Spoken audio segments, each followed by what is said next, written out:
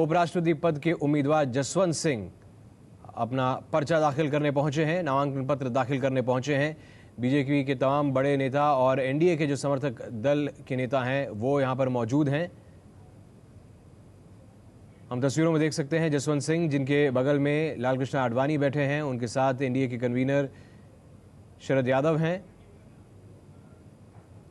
लोकसभा में विपक्ष के नेता सुषमा स्वराज हैं, राजनाथ सिंह को हम देख रहे हैं, अरुण जेटली राज्यसभा में विपक्ष के नेता मौजूद हैं।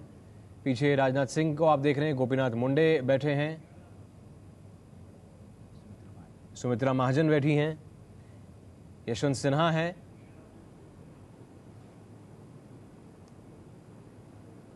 जसवंत सिंह और हामिद अंसारी की टक्कर होनी है। इससे पहले यूपीए के उम्मीदवार अपने दूसरे कार्यकाल के लिए हामिद अंसारी ने अपना नामांकन पत्र 18 जुलाई को दाखिल कर दिया था और अब राज्यसभा के सभापति के तौर पर और उपराष्ट्रपति के तौर पर हामिद अंसारी को चुनौती दे रहे हैं एनडीए की तरफ से जसवंत सिंह, बीजेपी के वरिष्ठ नेता और पूर्व कैबिनेट मंत्री, जिन्हें इस पद के लिए प्रत्याशी बनाया जा रहा है। पर्चा भरने पहुंचे हैं और यूपीए के उम्मीदवार के तौर पर जब हामिद अंसारी पर्चा भरने पहुंचे थे तो हमने यूपीए का शक्ति प्रदर्शन देखा था, हमने कांग्रेस के बड़े बड़े नेताओं को देखा था, हमने उनके यूपीए के जो सहयोगी दल हैं उनके नेताओं को देखा था, हमने उन लोगों को भी देखा था जिन्होंने जो बाहर से समर्थन दे रहे हैं यूपीए का मित्र पक्ष जिसमें समाजवादी पार्टी और बीएसपी है। लेकिन आंकड़ों के लिहाज से इस रेस में हामिद अंसारी आगे चल रहे हैं। जीत के लिए चाहिए 396 वोट, हामिद अंसारी के पास 329 वोट हैं और जसवंत सिंह के पास 271।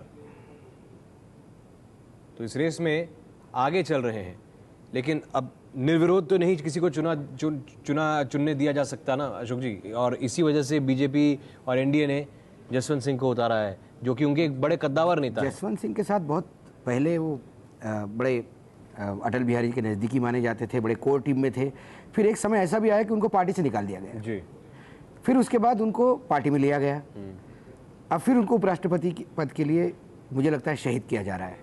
तो ये जो एक टर्मिनोलॉजी है हिंदी में, उत्तर भारत में वर्क में लगाना, आपको लग रहा है शहीद किया जा रहा है? शहीद ही होगा। उसके बाद उनको ये बोला जाएगा कि पार्टी ने आपको क्या नहीं दिया। उपराष्ट्रपति पद के लिए चुनाव भी लड़वाया, अब वो हार गए बात अलग है, लेकिन पार्टी ने हमेशा आपको इज्जत दी है, तो अब आप रिटायर्ड हो जाइए। तो ये रिटायरमेंट के आखिरी मोड में उनको लिया जा रहा है, क्योंकि आंकड़ों के लिहाज से, संख्या बल के लिहाज से यहाँ पर साफ लग रहा है कि दूसरा कार्यकाल हामिद अंसारी साहब का तय है।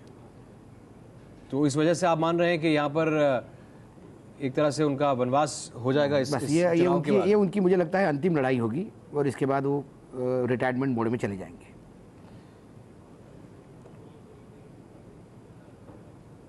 तो ये तस्वीरें आप देख रहे हैं, जसवंत सिंह अपना नामांकन पत्र दाखिल कर रहे हैं, उपराष्ट्रपति पद के लिए पर्चा भर रहे हैं।